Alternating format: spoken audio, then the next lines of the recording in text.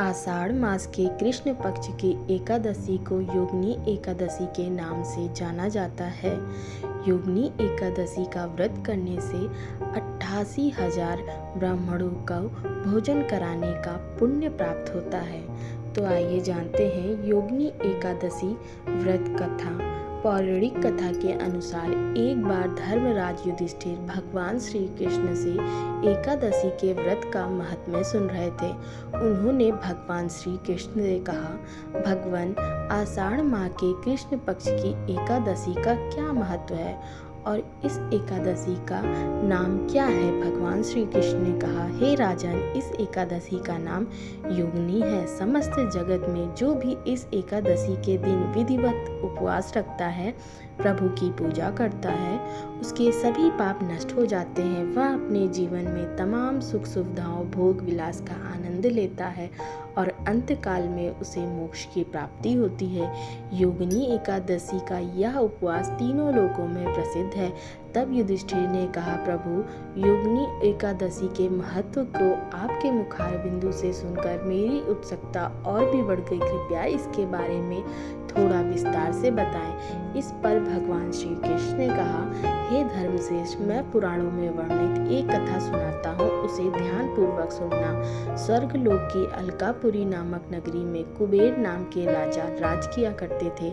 वे बड़े ही धर्मी राजा थे, भगवान शिव के उपासक थे। आंधी आए, तूफान आए या कोई भी बाधा उन्हें भगवान शिव की पूजा करने से नहीं रोक सकती थी। भगवान शिव के पूजन के लिए हेम नामक एक माली फूलों की व्यवस्था करता था।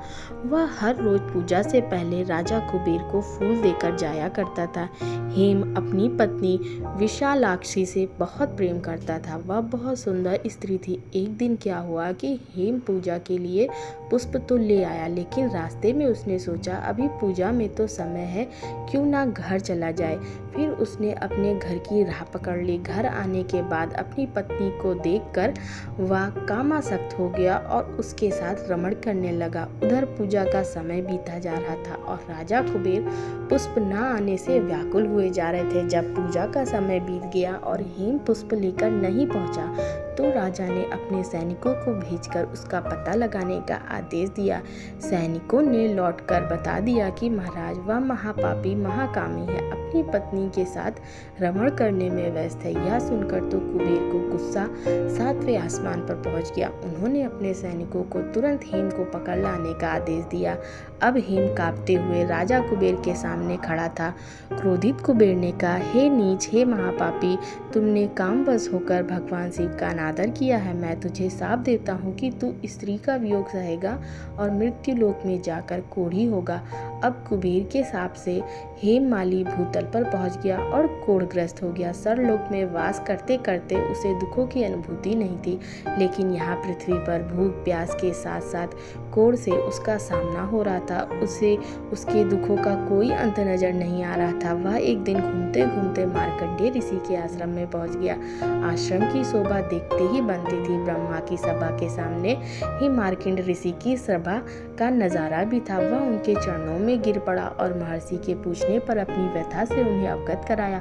अब ऋषि मार्कंडेय ने कहा, तुमने मुझसे सत्य बोला है, इसलिए मैं तुम्हें एक उपाय बताता हूँ।